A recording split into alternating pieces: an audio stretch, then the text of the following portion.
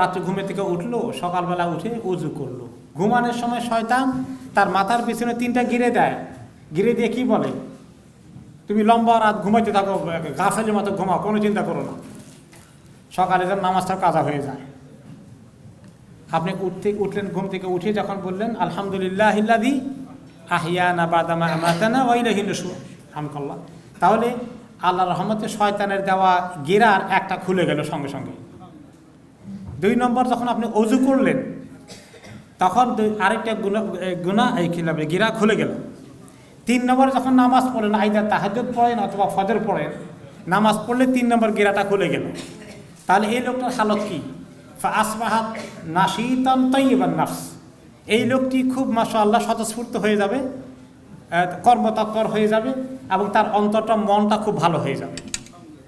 আর যে ব্যক্তি এই 3টা কাজ করলো না, বা কিছু কম করলো, শুয়ে থাকলো, নামাজ পড়লো না, ওযু করলো না ঠিক মতো, আল্লাহ দোয়াটা পড়লো না ঘুম থেকে উঠে, তাহলে এই ব্যক্তির গিরাগুলো রয়ে গেছে শয়তানের নাপাক গিরা।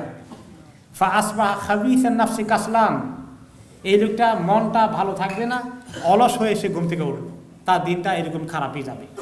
তাহলে আল্লাহ তাআলা জিকির এত বড় নিয়ামত।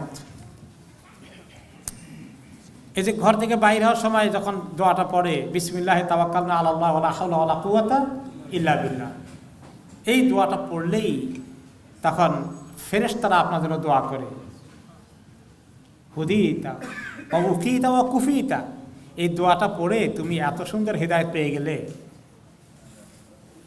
এবং তোমার নিরাপত্তার ব্যবস্থা হয়ে গেল, এবং এই দোয়া তোমার জন্য যথেষ্ট হয়ে গেল তোমার হেফাজতের জন্য।